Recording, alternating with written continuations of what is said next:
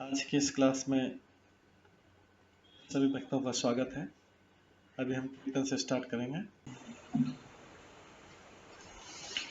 जय राधा माधव कुंज बिहारी, जय राधा माधव कुंज बिहारी, जय गोपीजन वल्लभ गिरिवर धारी, जय गोपीजन वल्लभ गिरिवर धारी, यशोदानंदन व्रज जनरंजन, यशोदानंदन व्रज जनरंजन, यमुना तीरावनचारी,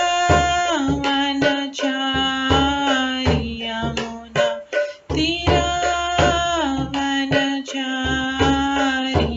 जय राधा माधव कुंज बिहारी, जय राधा माधव कुंज बिहारी, हरे कृष्णा कृष्णा कृष्णा हरे हरे, हरे राम राम राम हरे हरे, हरे कृष्णा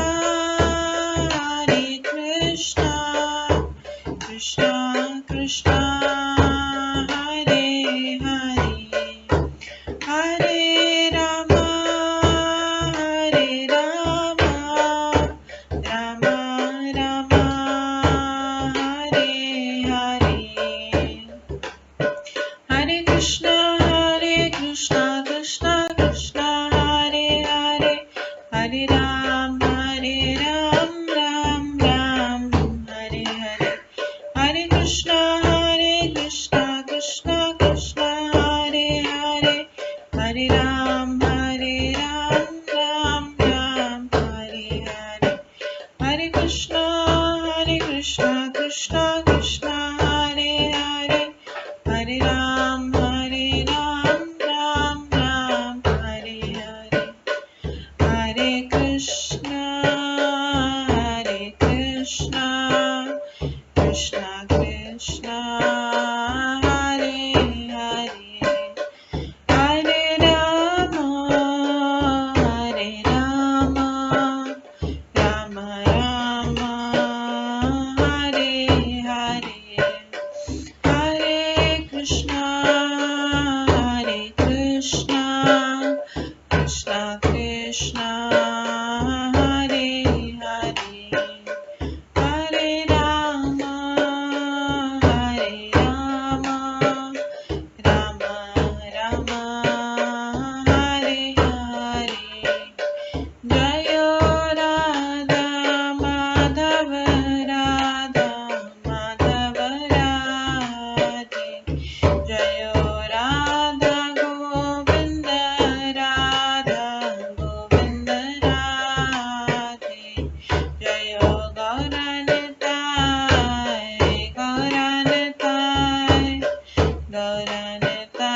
जय गौरनताय, जय जय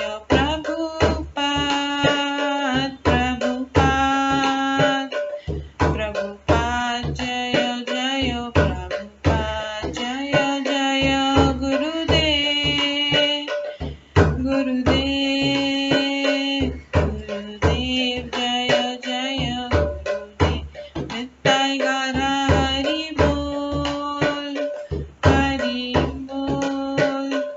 हरि बोल नित्य गौर हरि बोल, गौर प्रेमानंदे हरि हरि बोल। हरे कृष्णा। आज की इस क्लास में सभी भक्तों का स्वागत है। अभी मंगलाचरण से स्टार्ट करेंगे। ॐ अज्ञानतिमिरन्धस्य ज्ञानाञ्जनशलाकया चक्षुरुन्मिलितं येन तस्मै श्रीगुरुवे नमः। श्रीचैतन्यमनोभीष्टं स्थापितं येन भूतले स्वयं रूप कदा मह्यं ददाति स्वपदान्तिकम्। वन्देऽहं श्रीगुरो श्रीयुतपदकमलं श्रीगुरुं वैष्णवांश्च श्रीरूपं साग्रजातं सहगण रघुनाथान्वितं तं सजीवं साद्वैतं सावधूतं परिजनसहितं कृष्णचैतन्यदेवं श्रीराधाकृष्णपादान् सहगण ललिता श्रीविशाखान्वितांश्च नमो विष्णुपदाय कृष्णपृष्ठाय भूतले श्रीमते भक्तिवेदांत स्वामिन्निति नामिने।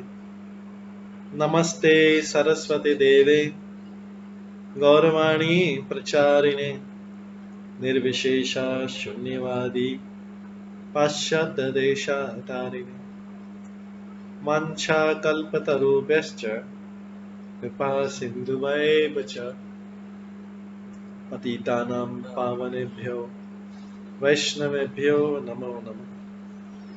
जय श्री कृष्ण चैतन्य प्रभु नित्यानंद श्री अद्वैत गदाधर शिवासादि गौर भक्तवृंद। हरे कृष्णा कृष्णा कृष्णा हरे हरे, हरे राम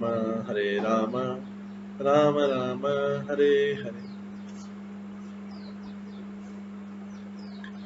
ओम नमो भगवते वासुदेवाय। ओम नमो भगवते वासुदेवाय। ओम नमो भगवते वासुदेवाय। नारायणं नमस्कृत्य नरं चैव नरोत्तमं देवीं सरस्वतीं व्यासं ततो जयमुदीरयेत्। नष्टप्रायेषु भद्रेषु नित्यं भागवत सेवया भगवते उत्तम श्लोके भक्तिर्भवति नैष्ठिकी।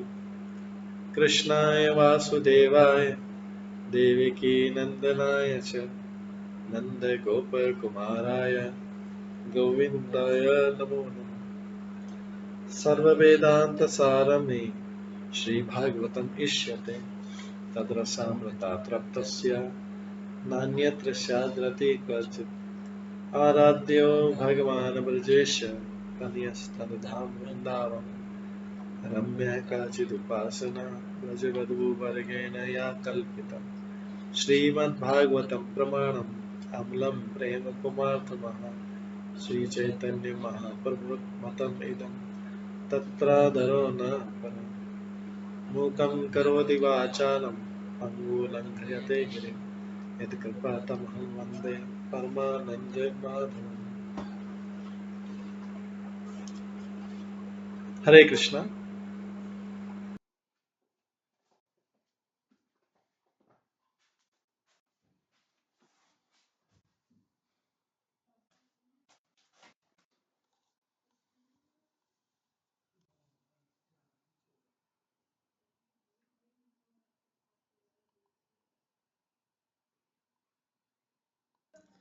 हरे कृष्णा।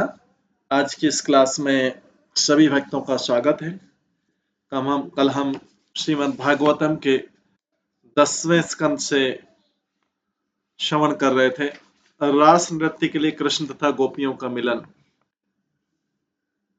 इसमें हमने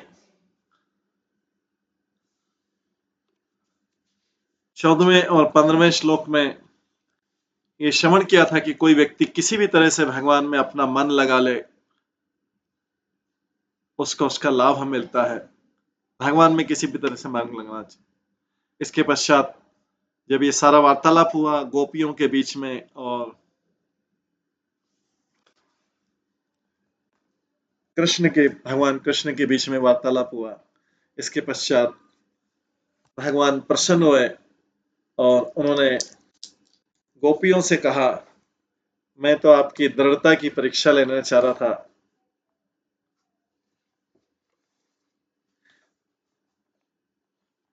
भगवान कृष्ण कहते हैं, ती भाग्यवती नारीगण, तुम्हारा स्वागत है। मैं तुम लोगों की प्रसन्नता के लिए क्या कर सकता हूं?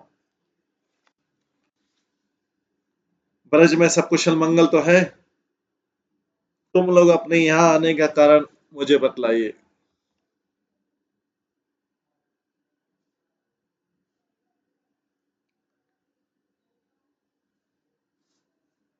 फिर इसके पश्चात भगवान उनके अंदर थोड़ा भय क्रिएट करते हैं, उनकी दृढ़ता को और प्रतीक्षा करते हैं।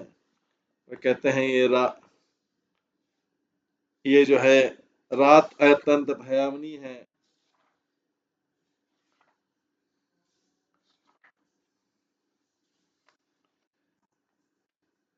और भयानक प्राणी इधर उधर फिर रहे हैं।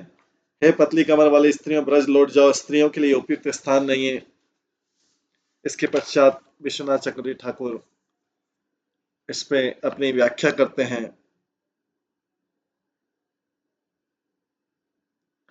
और कृष्ण और गोपियों के बीच एक विस्तृत वार्तालाप होता है। कृष्ण कहते हैं इस श्लोक में, जिसमें आता है, रजनीशा घोर रूपा, 19वां श्लोक जो है, 19th श्लोक, रजनीशा घोर रूपा घोर सत्व निषेविता प्रतियात ब्रजम नहीं स्थेयम स्त्री भी सुमध्यमा। ये रात अत्यंत भयावनी है और भयानक प्राणी इधर उधर फिर कर रहे हैं। ये पतली कमर वाली स्त्रियों, ब्रज लौट जाओ, स्त्रियों के लिए उपयुक्त स्थान नहीं है। गोपी ने सोचा है, हमारे पारिवारिक उत्तरदायित्व, हमारी शालीनता तथा हमारी लज्जा को छिन्न भिन्न करने के बाद तथा नित्य प्रति हमारा भोग रहते पर भी अब हमें अपनी बांसुरी से यहाँ तक खींचकर हमसे पूछ रहे हैं कि हम क्यों आई हैं। जब गोपियां एक दूसरे को तिरछी नजर से देख रही थी तो भगवान ने कहा, यदि तुम कहना चाहती हो कि भगवान की पूजा करने के लिए रात में खुलने वाले पुष्प लेके आई हो और अपनी तिरछी नजर से तुम उन फूलों को देख रही हो, तो मैं तुम्हारे बहानों को नहीं मान सकता, क्योंकि देश काल या व्यक्ति उसके उपयुक्त नहीं है। इस काल में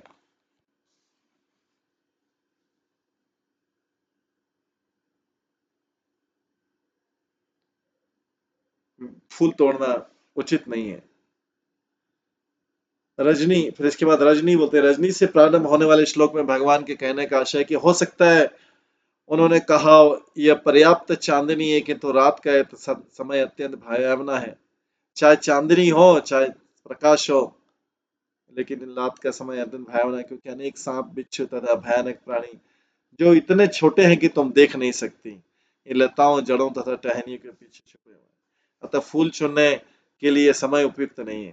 केवल समय ही नहीं, स्थान भी फूल चुनने के लिए उपयुक्त नहीं है, क्योंकि रात में यहाँ बाघ जैसे भयानक पशु घूमते रहते हैं। तो तुम लोगों को ब्रज वापस लौट जाना चाहिए।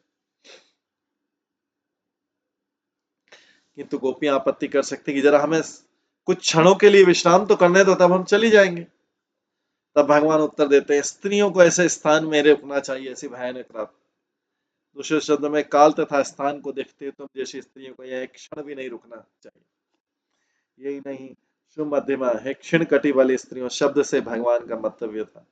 तुम सुंदरी होते हैं और मैं सुंदर युवक हूं, तो और चूंकि तुम सभी अत्यंत सती साध्वी और मैं ब्रह्मचारी हूँ, ये शकी श्रुति के उपदेश में कृष्ण ब्रह्मचारी से पुष्ट होता है।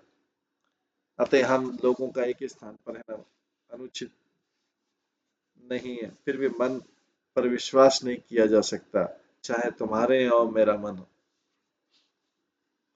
भगवान ने जिन आंतरिक उत्सुकता का संकेत दिया, स्पष्ट हो गया कि यदि हम उनके शब्दों को ध्यानपूर्वक पढ़ें, यदि तुम लज्जा के कारण अपने आने का कारण नहीं बतला सकती तो मत बतलाओ, लेकिन मैं पहले से जानती हूँ, अतः मैं जैसा कहूँ सुनो। इस तरह भगवान रजनी से प्रारंभ होने वाले शब्द कहे। संस्कृत शब्दों का अन्य प्रकार से अन्वय करने पर श्लोक का दूसरा अर्थ निकलता है, जिस पर कृष्ण का अगला कथन हो आधारित। श्री विश्वनाथ चक्रवर्ती ठाकुर के अनुसार अन्वय इस प्रकार है। रजनी ऐशा घोर रूपा, श्री विश्वनाथ की टीका के माध्यम से कृष्ण इसका अर्थ इस प्रकार बतलाते हैं। सर्वव्याप्त चांदनी ने इस रात को तनिक भी भयानक नहीं रहने दिया, इसलिए वह जंगल हानि रहित प्राणी तथा हिरणों से बसा हुआ या फिर बाघ जैसे पशुओं से जो वृंदावन के अहिंसक वातावरण के कारण हानि रहित हो चुके। अतः तुम्हें इस रात से भयभीत नहीं होना चाहिए, या फिर कृष्ण का आशय यह हो सकता है तुम लोगों को अपने पतियों तथा परिवार वालों से भयभीत नहीं होना चाहिए, क्योंकि रात में भयानक पशुओं के होने से स्थान तक नहीं आ सके। दोनों मीनिंग निकल रहे हैं इसके। तो गोपिया कृष्ण कहते तुम फिर कैसे रुके हो यहाँ पर वन में? भगवान उत्तर देते हैं स्त्रियों के साथ। तो तुम क्या किसी भी स्त्री को अपने साथ रखकर संतुष्ट हो? गोपियां पूछती केवल ऐसी स्त्रियां जो तरुणी तथा सुंदर है। तो ये दोनों मीनिंग निकल रहे हैं, जो भी वार्तालाप चल रहा है इसका। विश्वनाथ चक्रवर्ती ठाकुर दूसरा मीनिंग भी निकालते हैं।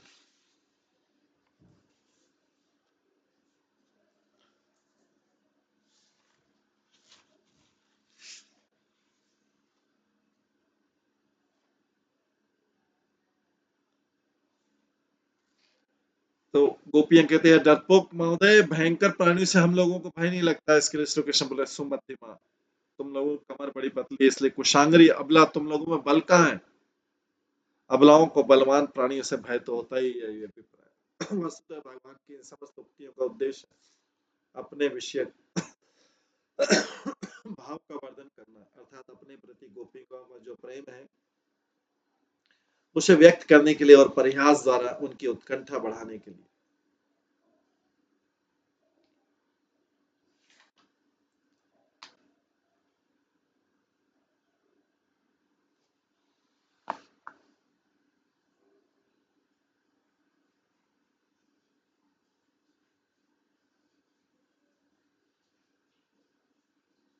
गुप्त फिर इसको विश्वनाथ चक्रवर्ती ठाकुर अपने अनुवाद में कहते कैसे दुख का विषय हमारे कुल धर्म धैर्य और लज्जा आदि को ध्वस्त कर प्रतिदिन हम लोगों का सब प्रकार से उपभोग करने वाले इन कृष्ण ने आज स्वयं ही वेणुनाथ के द्वारा हमें आकर्षित करके यहाँ पे बुलाया, और अब हम हमारे आने का कारण पूछ रहे।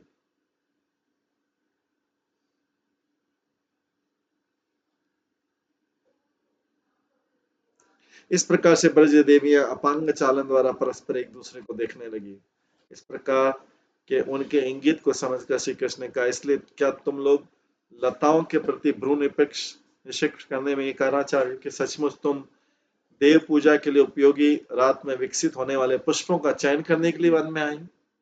ये तो सुनो, ये उपयुक्त समय नहीं वन में पुष्प चयन करने का, क्योंकि पुष्प चयन में भी कार्य काल देश और पात्र के अनुसार होता है।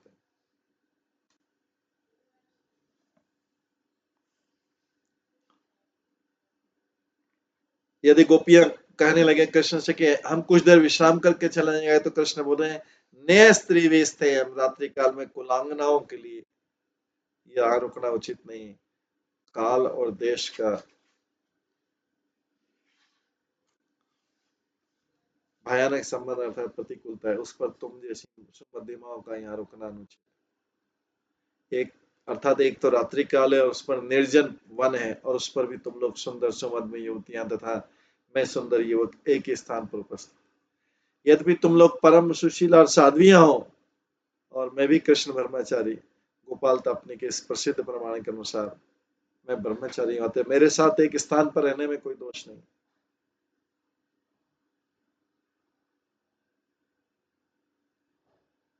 अगले श्लोक में 20वें श्लोक में कहते हैं मात्र पित्र पुत्र भ्रातर पतय च वह विंचीवन्ति हि अप्यन्त मां कृण्वन् बन्धु साध्वसम्।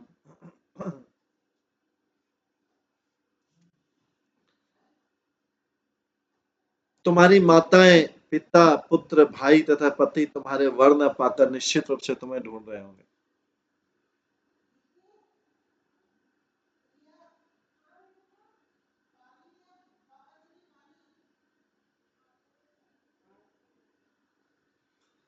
तुम्हारी माताएं, पिता, पुत्र, भाई तथा पति तुम्हें घर पर न पाकर निश्चित रूप से तुम्हें ढूंढ रहे होंगे। अपने परिवार वालों के लिए चिंता मत उत्पन्न करो।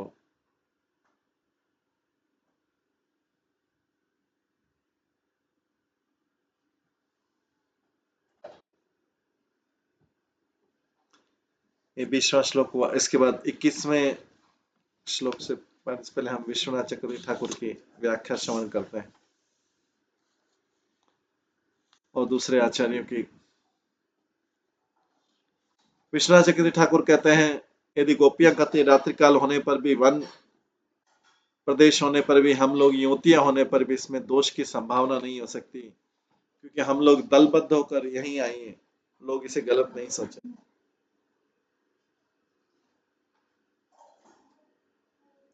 उसके उत्तर में श्री कृष्ण कह रहे हैं, बात तो सत्य है, यद्यपि तुम्हारे बंधु बांधव तुम लोगों को घर में नहीं देखकर अनिष्ट की आशंका से अब चारों ओर तुम लोगों को ढूंढ रहे होंगे, अतः उनके मन में भय उत्पन्न करना उचित नहीं है। इसी अभिप्राय से करें, मात्र तुम लोगों के माता, पिता, पुत्र, भाई और पति इत्यादि तुम्हें ढूंढ रहे होंगे।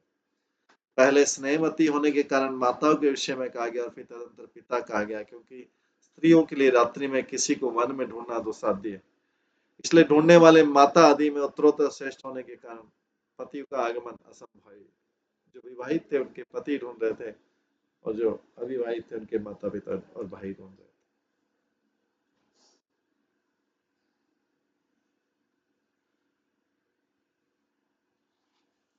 इसके पश्चात 21वें श्लोक में कहते हैं, 21वें और 22वें में, दृष्टम वनम कुसुमित राकेश कररंजितम। राकेश का अर्थ पूर्णमासी के अधिष्ठाता देव चंद्रमा। दृष्टम वनम कुसुमित राकेश कररंजितम यमुना अनिल लीलायजत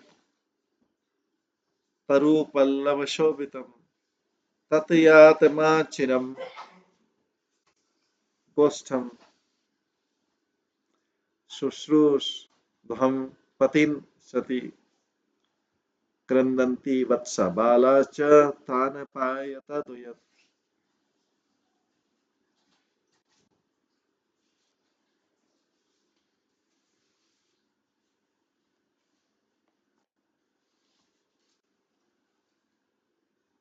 अब तुम लोगों ने फूलों से भरे तथा पूर्ण चंद्रमा की चांदनी से सुशोभित इस वृंदावन को, जंगल को देख लिया। कृष्ण गोपियों से बोल रहे हैं, तुम लोगों ने यमुना से आने वाली मंद मंद वायु से हिलने वाले वृक्षों का सौंदर्य देख लिया। अतः अब अपने गांव वापस चली जाओ, देर मत करो। हे सती स्त्रियों, जाकर अपने पतियों की सेवा करो और क्रंदन करते बच्चों तथा बछड़ों को दूध दो। तो श्री विश्वनाथ चक्रवर्ती ठाकुर ने इस श्लोक 21 और 22 की व्याख्या करते हुए कहा है,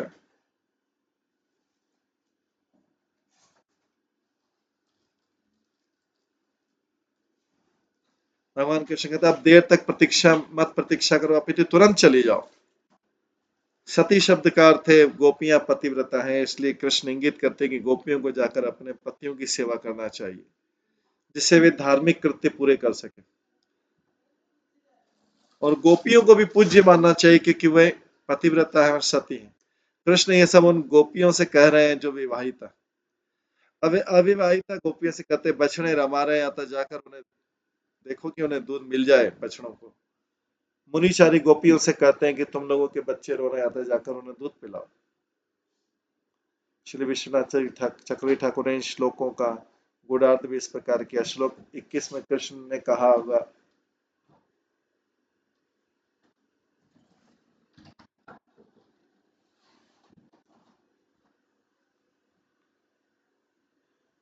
ये वृंदावन सर्वोत्कृष्ट स्थान है और आज पूर्णिमा की रात्रि, यही नहीं हमारे चारों ओर यमुना नदी है और शीतल मन तथा सुगंध हवा भरी। ये सब दिव्य ऐश्वर्य है जिसमें प्रेम आलाप मुखरित होता है।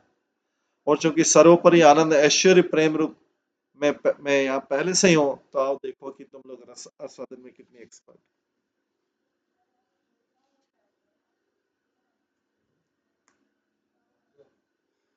विश्वनाथ चक्रवर्ती ठाकुर बताते हैं कि गोपियां ये तय नहीं कर सकी कृष्ण क्या कर रहे हैं, क्या वे ठिठोली कर रहे हैं या उन्हें रुकने का आमंत्रण दे रहे हैं, या फिर उन्हें घर लौटने का आदेश दे रहे हैं। अतः जो ही श्री कृष्ण जंगल की शोभा का वर्णन करने लगे तो गोपियों को चिंता हुई। वे मोहग्रस्त होकर वृक्षों के ऊपर देखने लगी। जब वे यमुना का वर्णन करने लगे तो अपने आसपास नदी को देखने लगी। उनकी नितांत शुद्धता तथा सरलता के साथ ही माधुर्य रस में कृष्ण के प्रति परम भक्ति के कारण अति सुंदर लीलाओं को जन्म मिला जो इस ब्रह्मांड में कभी नहीं हुई।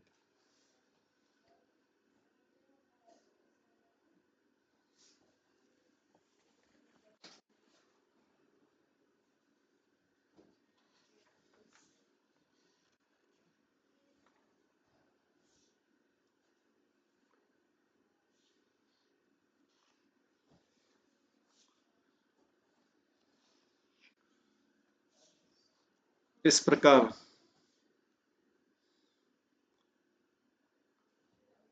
कृष्ण जो है गोपियों को समझा रहे, लेकिन गोपियों को उसका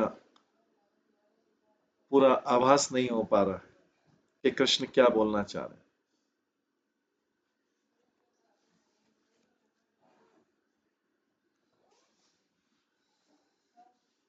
इसके बाद 23वें श्लोक में बोलते अथवा मत अभिस्नेहात् भावत्य यंत्रित अशया आगता ही उपन्नमिव प्रियंते मयि जंतव। अथवा तुम लोग कदाचित मेरे प्रति अगाध प्रेम के कारण यहाँ आई हो। अगर तुम लोग कदाचित मेरे अगाध प्रेम के कारण आई हो,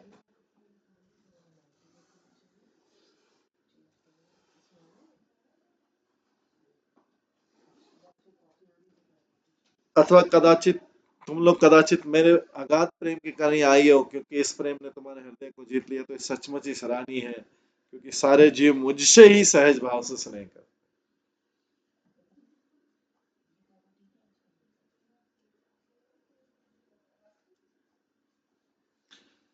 तो यहाँ पे कृष्ण बोल रहे हैं कदाचित तुम मेरे प्रति अगाध प्रेम के कारण यहाँ आई हो, अगर तुम बोल रहे हैं तो क्योंकि इस प्रेम ने तुम्हारे हृदय को जीत लिया है, तो ये सचमुच ही सराहनीय, क्योंकि सारे जीव मुझसे, भगवान बोले सारे जीव मुझसे सहज भाव से स्नेह करते हैं।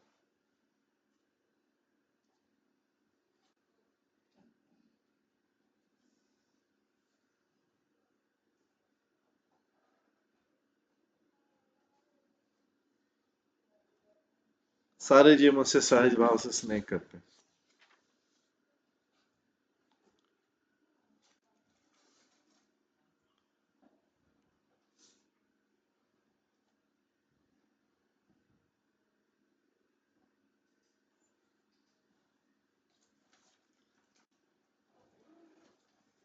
भर्तु सुषणम स्त्रीणाम परो धर्मो हिमायया।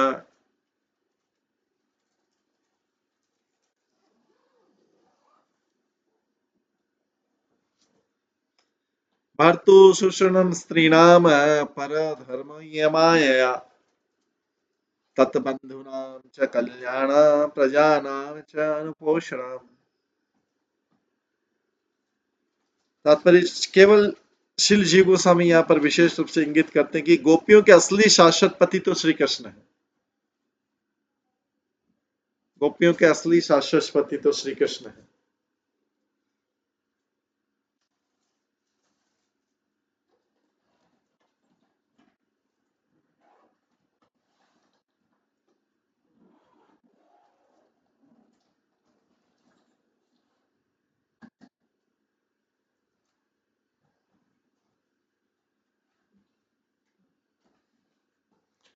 स्त्री का परम धर्म है कि निष्ठापूर्वक अपने पति की सेवा करे, अपने पति के परिवार के प्रति भी अच्छा व्यवहार करे तथा अपने बच्चों की ठीक देख रेख रखे। तो जीव गोस्वामी यहाँ पर तात्पर्य में जीव गोस्वामी यहाँ पर विशेष रूप से इंगित करते हैं कि गोपियों के असली पति तो श्री कृष्ण, घर में रहने वाले तथाकथित पति नहीं, जो झूठे ही गोपियों को अपनी संपत्ति मानते थे। इस प्रकार अमाया शब्द बिना माया के प्रकट करता है कि गोपियों का परम धर्म तो अपने असली प्रेमी श्री कृष्ण की सेवा करना।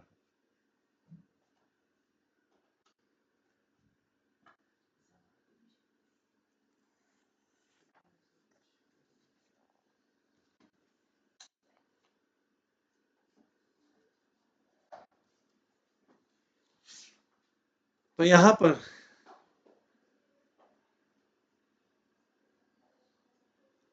गोपियों को भगवान कृष्ण बोल रहे हैं, पहले गोपियां बोलती हैं कि यदि हम लोगों का आपके प्रति स्नेह निश्चित रूप से हुआ है तो आपकी सेवा करना ही उचित है। गोपियों के इस प्रकार के पूर्व पक्षी, गोपी अगर इस प्रकार का अनुमान लगा तो कृष्ण पहले ही बोल देते हैं।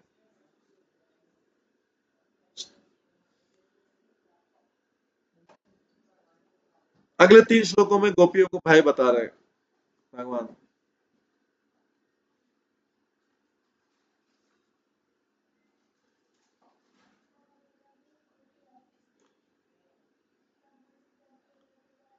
श्री कृष्ण भर्तु इत्यादि 3 श्लोकों में धर्म शास्त्र के अनुशासन द्वारा गोपियों को भय दिखला रहे हैं। जैसे पति की आदि की सेवा करना ही स्त्रियों के लिए परम धर्म है, मेरे जैसे पर पुरुष की सेवा करना उचित नहीं है, क्योंकि पति सेवा अन्य धर्मों की अपेक्षा श्रेष्ठ। इस पर यदि गोपियां कहते कि वो तो हम लोग यथा योग रूप में करती हैं, इसके उत्तर में श्री कृष्ण कहते हैं अमाया अकपट, बिना कपट के पति सेवा ही धर्म है, मुझ पर पुरुष की सेवा करना तो कपटता ही होगी और उसके द्वारा पति सेवा रूप धर्म भी दूषित हो जाएगा। यही अभिप्राय है।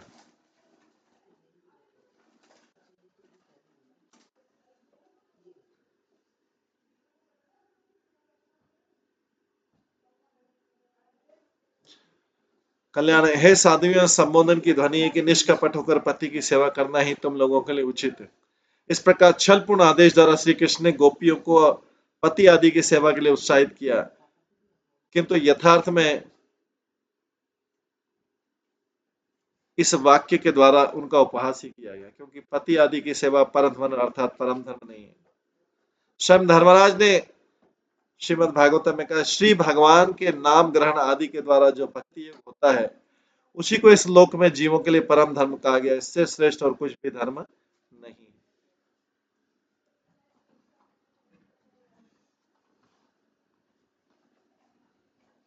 प्रार्थना में केवल मेरे प्रति प्रबल स्नेहवशी तुम्हारा यहाँ आगमन युक्ति संगत ऐसा नहीं, अपितु तो धर्म संगत भी है। इसी को भर्तु कहा गया है। अमाया कल्याणी अर्थात साध्वियां अपने स्वभाव सद्भाव के द्वारा, साध्वियां अपने सद्भाव के द्वारा जिसे वर्ण करती वही वास्तव पति, तथा उनकी सेवा करना स्त्रियों के लिए परम धर्म है। परंतु पिता आदि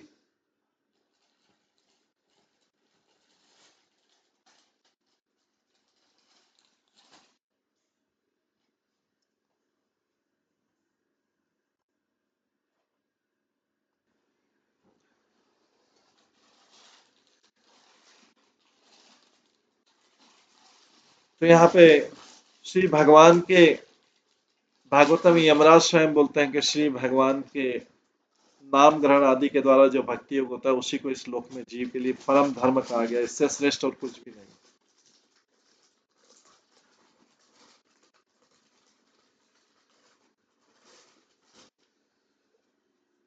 इसके बाद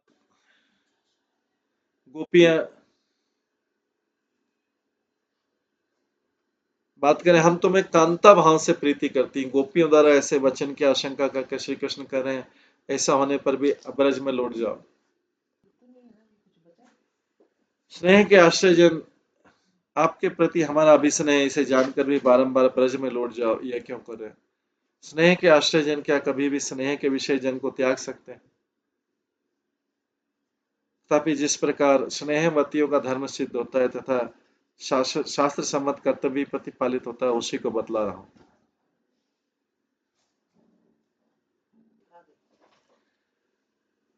आगे 25वें श्लोक में कहते हैं दुशीलो दुर्भगो वृद्ध जड़ो रोगी अधन पिवा पति स्त्री भी न हातव्य लोक इप्सु भी अपात की। जो स्त्रियां अगले जीवन में उत्तम लोक प्राप्त करना चाहती उन्हें चाहिए कि उस पति का कभी परित्याग न करे जो अपने धार्मिक स्तर से नीचे न गिरा हो, चाहे वह दुष्चरित्र हो, अभागा हो, वृद्ध हो, अज्ञानी हो, बीमारी और निर्धन क्यों ना हो। तो यहाँ पे कृष्ण जो है गोपियों को समझा रहे हैं कि यदि पति दुर्गुणों से युक्त हो, बुरे स्वभाव वाला, भाग्यहीन, वृद्ध, मूर्ख, रोगी या निर्धन भी हो, तथापि लोक परलोक की अभिलाषा करने वाली स्त्रियों के लिए तो उसका परित्याग करना कदापि उचित नहीं है। जब तक कि वो पतन कारक महापापी ना हो। ये कृष्ण जो है इस 25वें श्लोक में गोपी को कर रहे हैं। तो गोपियों की वार्तालाप हो रही, तो गोपियां बोलते हैं दूसरों को उपदेश देने वाले पंडित, हमने जब समस्त प्रकार से ही अपने अपने पतियों का त्याग कर दिया, तब उनकी सेवा आदि के विषय में उपदेश ग्रहण करने से क्या होगा। गोपियों के इस वचन की आशंका कर श्री कृष्ण दुशील इत्यादि श्लोक कर रहे हैं। पति दुशील अर्थात चोर, भाग्यहीन, निकम्मा, वृद्ध, जड़कर्म आदि में सामर्थ्यहीन, महारोग से ग्रस्त, अत्यंत दरिद्र, यहाँ तक कि अपना पेट भरने में भी असमर्थ हो, इन सब दोषों से युक्त करने पर भी पति त्यागने योग्य नहीं है। मूल में अधनो अपि पद के अपि शब्द के साथ पति का प्रत्येक पद का अन्वय होता है। अर्थात दुशील होने पर भी, दुर्भागा इत्यादि होने पर भी जब पति का त्याग नहीं करना चाहिए, तुम लोगों के पति तो ब्रजवासी हैं और समस्त सद्गुणों से युक्त है, तो किस प्रकार त्यज, तुम उनको छोड़ के क्यों आई। यहाँ कृष्ण बोल, और कहा यही लोक और परलोक, लोकोक्ष भी, इन दोनों लोकों की अभिलाषा करने वाले रमणीय के पति की सेवा करना ही एकमात्र धर्म है, अन्यथा लोक और परलोक दोनों में दुख भोगना होगा। यही अर्थ। इस विषय में पात होने पर ही महापातक है, तभी पति परित्यज्य है। इसी अभिप्राय से अपात विशेष का प्रयोग किया गया।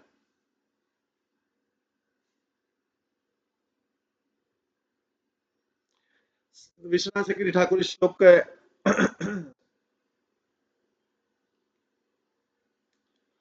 तात्पर्य में कहते हैं इसकी व्याख्या में, यदि गोपियां कहें कि आपके प्रति अभिस्नेहवती हम लोगों के वे पति अनुपयुक्त प्रतिकूल स्वभाव वाले होने के कारण आलोचक हैं, इसलिए वे सेवा के योग्य कैसे होंगे। अगर गोपियां ऐसे बोलती तो कृष्ण बोलते हैं,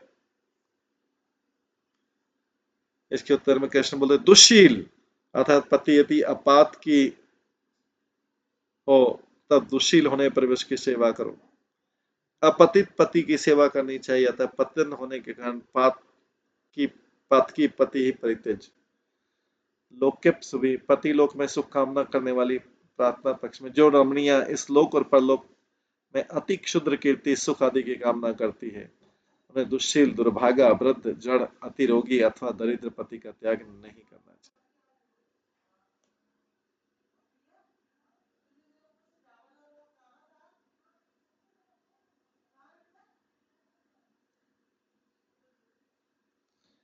परंतु तुम लोग तो दोनों लोकों की जलांजलि देकर मेरे माधुर्य सुख के समुद्र में निमग्न हो रही है, इसलिए तुम लोगों ने पतियों का पहले से त्याग कर रखा।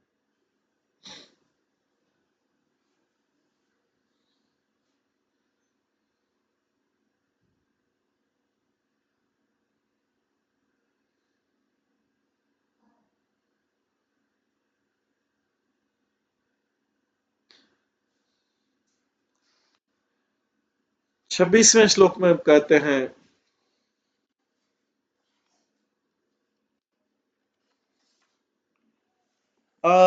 स्वर्गम अशियस्यम च फलगो कृच्छम भयावहम जुगुप्सितम च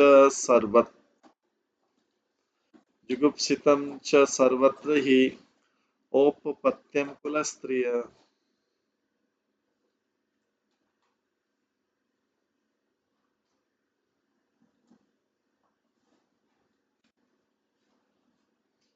कुलीन स्त्री के लिए क्षुद्र व्यभिचार सदा ही निंदनीय है। कुलीन स्त्री के लिए, जो उच्च कुल की स्त्री के लिए व्यभिचार, पर पुरुष संग जो है सदा ही निंदनीय है। इससे स्वर्ग जाने में भी बाधा होती है, उसकी ख्याति नष्ट हो जाती है और उसके लिए कठिनाई तथा भय उत्पन्न करने वाले होते हैं। भगवान कृष्ण गोपियों से कह रहे हैं। कुलीन स्त्री के लिए जार पुरुष या उपपति प्रेमी की सेवा स्वर्ग प्राप्ति के प्रतिकूल है, यश नाशक है, तुच्छ है, दुखजनक है, भयावह तथा सभी प्रकार से निंदनीय है।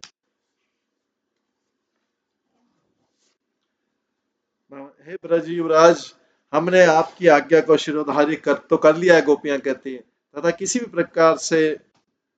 प्रकार से भी पति त्यज्य नहीं है। यह भी समझ गए हम, किंतु चिरादीन से वे लोग तो हमारे केवल नाम मात्र के पति हैं, तथा पति का संबंध तो आपके साथ में ही होना उचित है, गोपियां कह रही। गोपियों के इन वचनों की आशंका कर श्री कृष्ण के दीर्घ काल के अभिष्ट की निंदा के द्वारा मानो अवहितता अर्थात अपने अंतर के भाव को गोपन कर ईर्ष्यावस्था परम अप्रिय बात अस्वर्गम इत्यादि श्लोक करें। कुल स्त्रियों को उपपत्ति या उपपत्ति के साथ संबंध रखना स्वर्ग की प्राप्ति के प्रतिकूल है। और अरे कामिनियों, स्वर्ग देख नहीं पाने के कारण तुम लोगों की स्वर्ग की कामना नहीं है तो नहीं सही, किंतु इस लोक में यश की अपेक्षा तो अवश्य है, यह उसके लिए है भी बाधक है।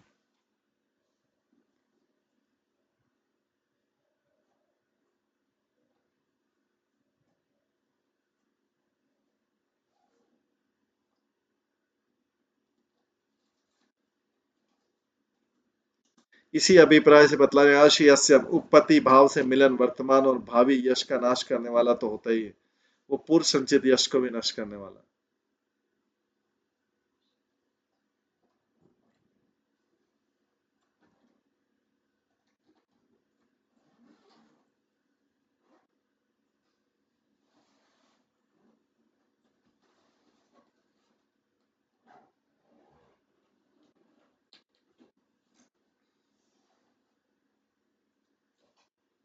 यदि गोपियां कहे कि सुगुप्त विषय इसे कोई भी नहीं जान पाएगा, उसके लिए श्री कृष्ण करें तथापि अस्थिर होने के कारण तुच्छ है।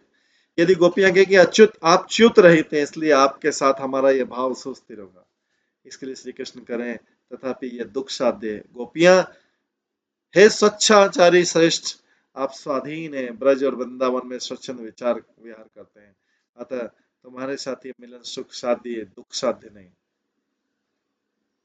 इसके लिए श्री कृष्ण करें तथापि उपपत्ति भाव भयावह है और इस लोक में पति आदि का तथा परलोक में नरक का भय परिपूर्ण रूप से प्राप्त कराता है।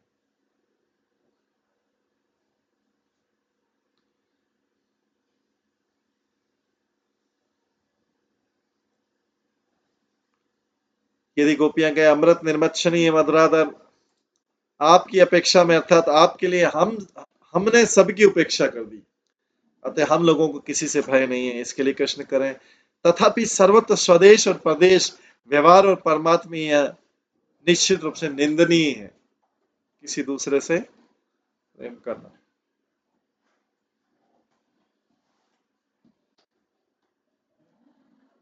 कुल के कलंक होने के कारण भी कुल स्त्रियों का उपपत्ति से संबंध अत्यंत अनुचित है। उपपत्ति यहाँ पे जो है प्रेमी, इसलिए उपपत्ति भाव को सभी प्रकार से परित्याग करना उचित है, यही अभिप्राय।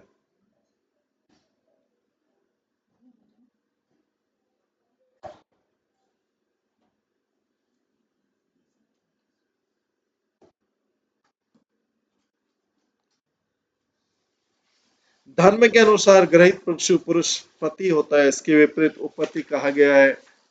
ये अब लोक व्यवहार में उसकी विपरीत प्रथा को लक्ष्य कर इस परिहास के साथ व्यक्त कर रहे हैं। इसके बाद भगवान कहते हैं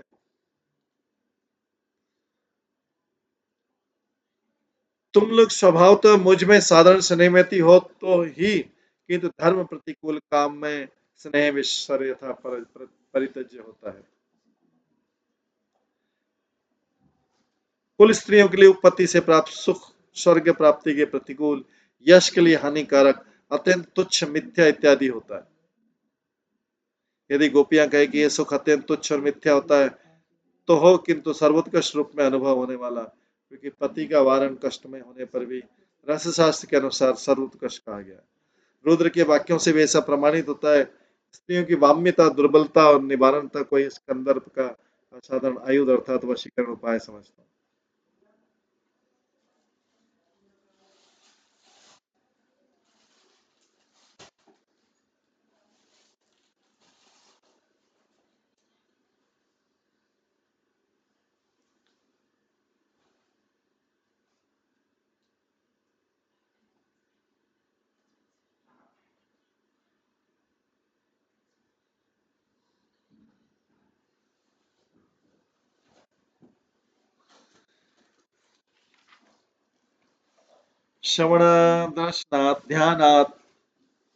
श्रवणादर्शनाध्यानात् में भावोनुकीर्तनात् न तथा सन्निकर्षेण प्रतिया ततो ग्रहण।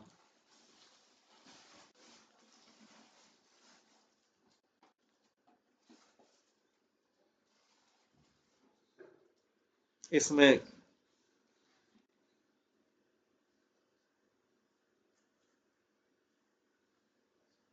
27 श्लोक में गई कहा गया मेरे विषय में सुनने, कृष्ण बोलते मेरे विषय में सुनने, मेरे अर्च वगैरह रूप का दर्शन करने, मेरे ध्यान करने तथा मेरी महिमा का श्रद्धा पूर्वक कीर्तन करने की भक्तिमय विधि से मेरे प्रति दिव्य प्रेम होता है।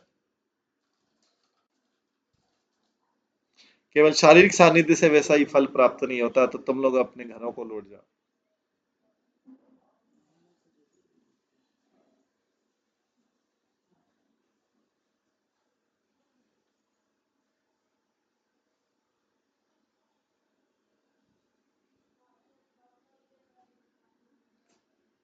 तो श्री कृष्ण निश्चय प्रबल तर्क प्रस्तुत कर रहे हैं कि मेरे विषय में सुनने,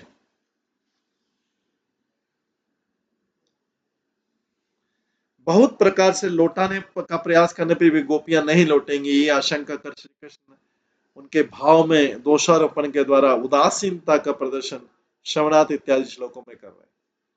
कृष्ण बोलते हैं गोपियों से मेरे कथा के श्रवण द्वारा मेरे प्रति जिस प्रकार भाव उदित होता है, मेरा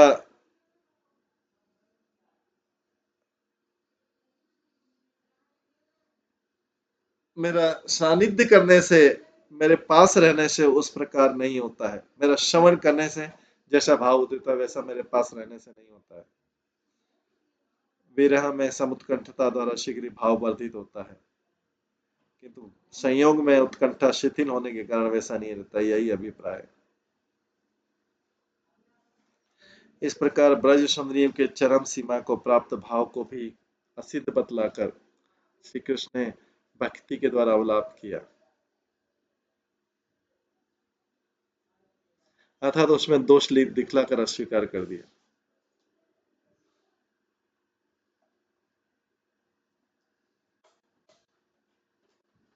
उस पूर्व राग में प्राय पहले श्रवण, तत्पश्चात दर्शन, तत्पश्चात संयोग की अप्राप्ति में ध्यान के द्वारा निरंतर नया की स्फूर्ति होती।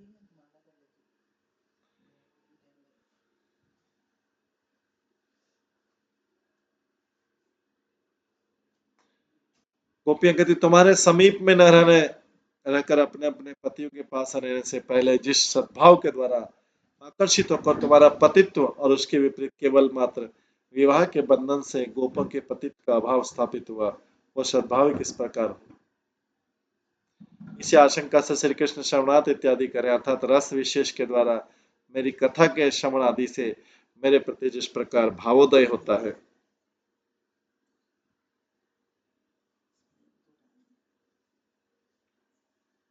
मेरे समीप में रहने के द्वारा उस प्रकार नहीं होता है। इसलिए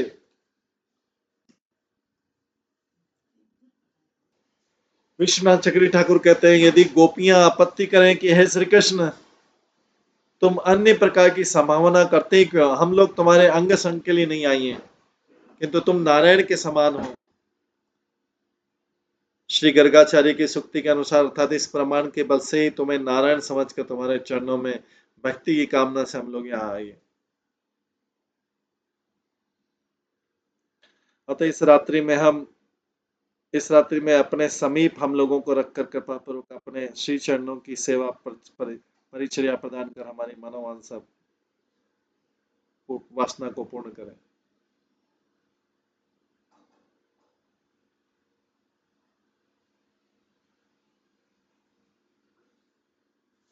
गोपी के इन वचनों की आशंका श्री कृष्ण करें श्रवण दर्शन ध्यान और कीर्तन के द्वारा जिस प्रकार मेरे प्रति प्रेम प्राप्त होता है, अंग संग के द्वारा उस प्रकार नहीं होगा।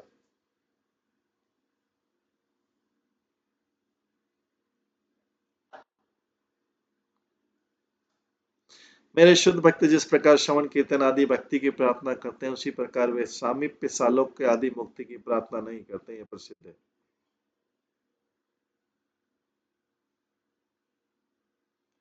तुम लोग तो वैष्णव में होते निश्चय इस तत्व से अवगत।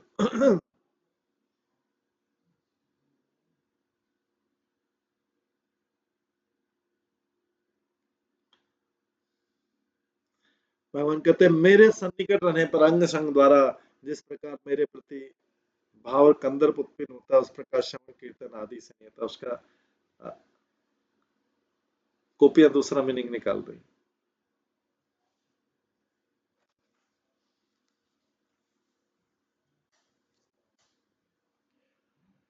ये सारा तर्क वितर्क सुनने के बाद श्री कृष्ण बोलते हैं, श्री सुखदेव गोस्वामी कहते हैं इति विप्रियम आकर्ण्य गोप्यो गोविंद भाषितम विशेषणा भग्न संकल्पा चिंताम आपो दुरत्या। सुखदेव गोस्वामी ने कहा गोविंद के इन अप्रिय वचनों को सुनकर गोपियां खिन्न होती। गोविंद के इन अप्रिय वचनों को सुनकर गोपियां खिन्न उठी, उनकी बड़ी बड़ी आशाएं ध्वस्त हो गई, उन्हें दुर्लभ चिंता होने लगी।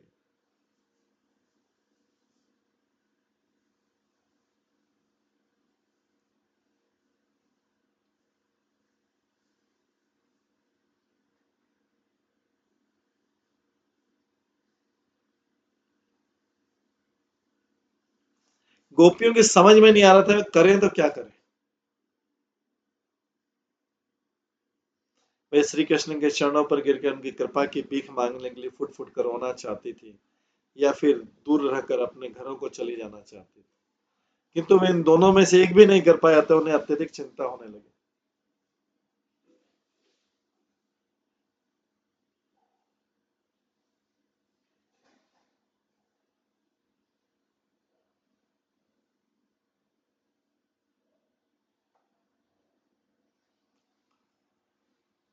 गोविंद के इन अप्रिय वचनों को सुनकर गोपियां खिन्न उठी, उनकी बड़ी बड़ी आशाएं ध्वस्त हुई और उन्हें दुर्लभ चिंता होने लगी।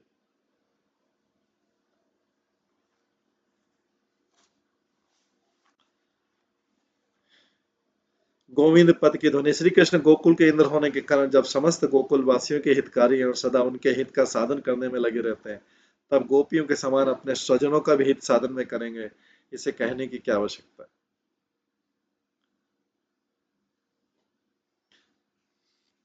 श्री कृष्ण के प्रत्येक वाक्य ही दो अर्थों को प्रकाश करने वाले होने के कारण उनके वाक्य का अभिप्राय अनुकूल या प्रतिकूल ये हृदय में निश्चित नहीं हो पाता। इसलिए उत्कंठित स्वभाववश गोपियों के हृदय में उपेक्षा में अर्थ स्फुरित हुआ है।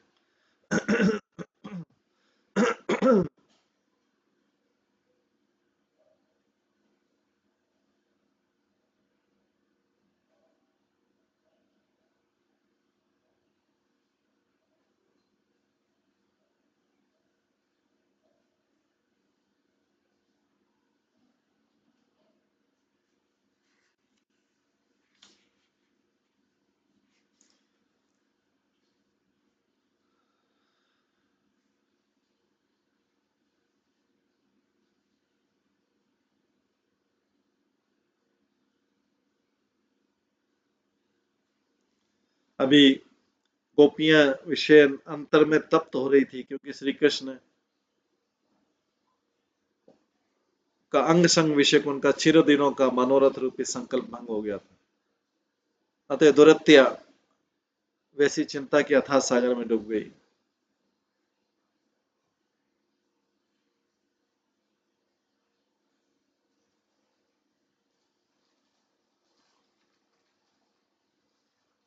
वो चिंता करने लगी जिनके लिए हमने पतिकुल पितृकुल धर्म धैर्य भय और लज्जा आदि को उपेक्षा करके आई, उन्होंने ही आज हम लोगों की उपेक्षा कर दी। इस प्रकार अपने संकल्प के टूटने पर वे चिंता के अथाह सागर में डूब गई। हम लोग अब क्या करें? क्या हम लोग अभी उनके श्री चरण कमलों को धारण कर काकुति मिनति के द्वारा उन्हें संतुष्ट करें? अब हम लोग क्या करें? क्या हम लोग अभी इनके चरण कमलों को धारण कर काकुति मिनी के द्वारा उन्हें संतुष्ट करें अथवा प्रयत्न से धैर्य धारण करते हुए कृत्रिम शर्ता का अवलंबन कर ब्रज की ओर गमन करें? अभिनय के छल से इनके गंभीर मनोभाव को समझने की चेष्टा करें अथवा अभी प्राणों का त्याग करें।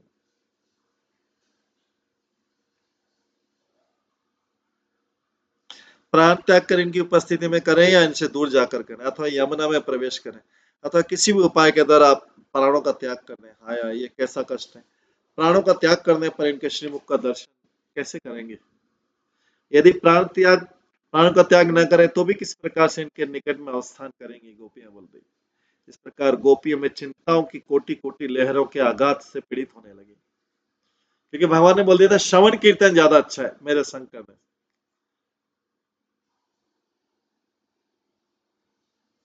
अथवा श्री कृष्ण के आदेश के अनुसार पति आदि की सेवा रूप वमन भोजन या उल्टी किए हुए पदार्थ को पुनः खाना करने में कैसे समर्थ क्या करें, कहां जाएं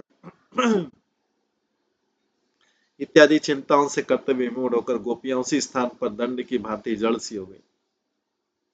इसलिए सुना जाता है कि श्री कृष्ण रूप मेघ के वंशीनाद रूप मेघ गर्जन से निमंत्रित होकर गोपी रूप चातकियां उस मेघ के समय उपस्थित हो गई, किंतु वो मेघ लीलामृत की वर्षा न कर उपेक्षा में वचन रूप विषय की वर्षा करे, कृष्ण की उपेक्षा करे और गोपियां विस्मित होकर शीघ्र उसी का पान करें, क्योंकि जगत में कोई भी अपने स्वभाव का त्याग नहीं कर पाता।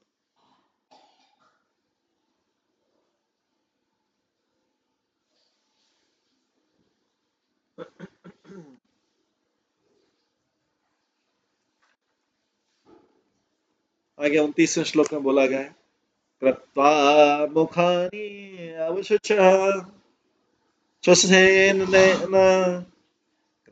कृत्वा मुखानि अवशुच्यनेन शुष्यत् बिम्बाधराणि चरणेन भोलिखन्त्य अस्त्रे उपात्तमसिवे कौचिकङ्कुमानि तस्थु मृजन्त्य उरुदुःख भरास्न तृष्णिम्।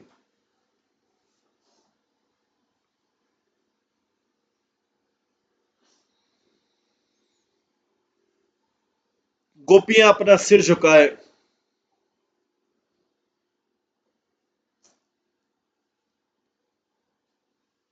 तथा शोकपूर्ण गहरे श्वास से लाल लाल होठों को सुखाते हुए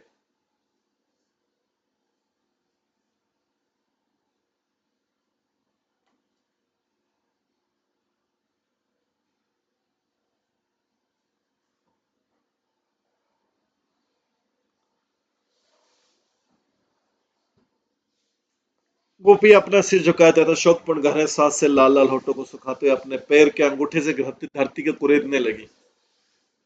उनकी आंखों से आंसू बहने लगे और उन्होंने अपने साथ कज्जल के बहाते हुए उनके जो वक्षस्थल पर सिंदूर लगा था उसको धो डाला उनके आंसुओं ने। इस तरह गोपियां अपने दुख के भार को चुपचाप सहन करती खड़ी रही जब कृष्ण ने ऐसे उपेक्षापूर्ण वचन कहे।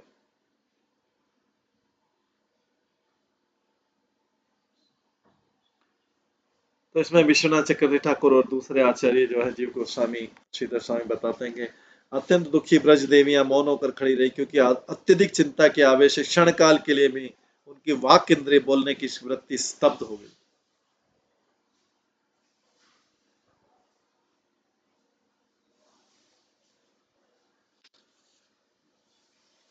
गोपियों ने बाएं पांव के अंगुष्ठ द्वारा धरती को कुरेदना प्रारंभ किया। ये प्रगाढ़ चिंता का अनुभव था कार्य। वो सोचे अभी क्या करें, गोपियां सोची कृष्ण तो मना कर दिया, अर्थात हे पृथ्वी तुम विदीर्ण हो जाओ, तुम फट जाओ और हम तुम्हारे भीतर प्रवेश करें, यही अभिप्राय। क्योंकि कृष्ण ने उनको उपदेश दिया कि श्रवण कीर्तन ज्यादा अच्छा बजाय मेरे सानिध्य। इस प्रकार गोपियों की भूमि पर अवस्थिति का ही बोध होता है, अर्थात हम लोगों को भूमि के ऊपर अवस्थान करने की अपेक्षा भूमि के गर्भ में प्रवेश करना ही श्रेष्ठ है। गोपियां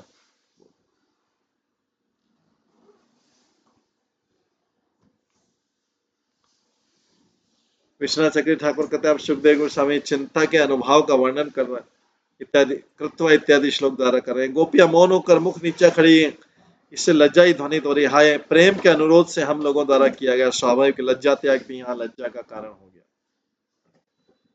पुनः वही प्रेम ही प्रेम रस विज्ञानों के विचार से भली भांति प्रशंसनीय होता है, कभी भी निंदित नहीं होता।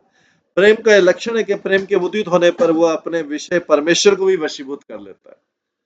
अतः हमारे प्रेम के विषय श्री कृष्ण को जब हम प्रेम से वशीभूत नहीं कर सके, तब निश्चय हमारे प्रेम में प्रेम नहीं है कि अगर श्री कृष्ण को हम अपने वश में नहीं कर सके। अतः हमारे द्वारा लज्जा का त्याग किस कारण से हुआ, इस प्रकार ब्रज देवी में अनुताप, लज्जा और चिंता उपस्थित हुई।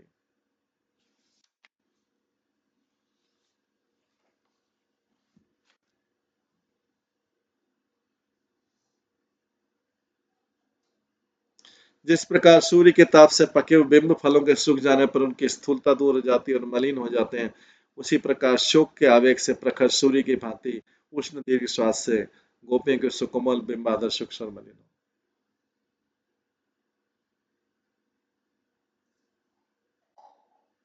अब लज्जा और चिंता का वर्णन करें। गोपियां लज्जा और चिंता से मुख को नीचे की ओर झुकाकर बाएं पांव के अंगूठे से भूमि कुरेदने लगी।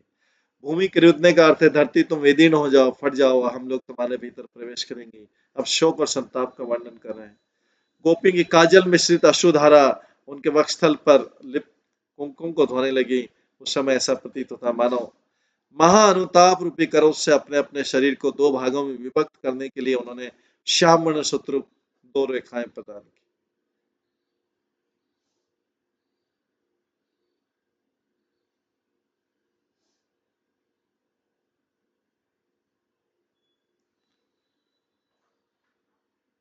यमुना गोपियों के नयनों का आश्रय ग्रहण कर दो धाराओं में प्रभावित होकर शरीर को दो भागों में विभक्त करती उनके हृदय से प्रकटित संताप की अग्नि को बुझाने की कामना करने लगी।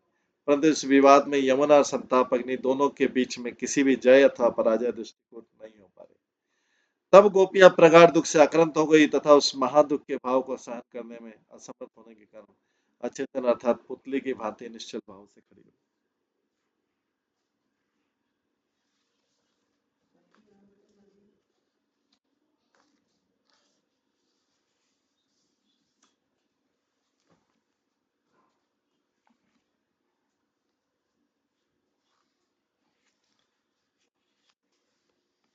इस प्रकार गोपियां कृष्ण के वाक्य सुनकर एकदम शौक लगा उनको कि मेरा श्रवण कीर्तन ज्यादा अच्छा बजाए मेरे साथ रहने,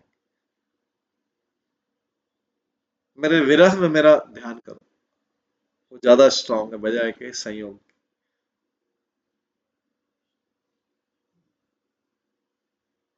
तो यहाँ गोपियां चुपचाप सारी सहन कर रही हैं। वो तो रासलीला के लिए आई थी कृष्ण की माधुर्य बांसुरी की ध्वनि सुन के। अभी कृष्ण ऐसा लग रहा है उनको कृष्ण को निराश करने जा रहा है, इसलिए वो बड़ी शोक में डूबे और चुपचाप दुख के भार को सहन कर रही खड़ी खड़ी। इसके पश्चात इसके आगे का जो प्रसंग है वो हम कल की क्लास में श्रवण करेंगे। आज की क्लास में यहीं पे विराम देते हैं। सभी भक्तों का बहुत बहुत धन्यवाद। सब भक्तों के लिए एक बार हरे कृष्ण महामंत्र का जप करते हैं। हरे कृष्णा कृष्णा कृष्णा हरे हरे, हरे राम राम राम हरे। श्रीमद् भागवतम महापुराण की जय। श्रील प्रभुपाद की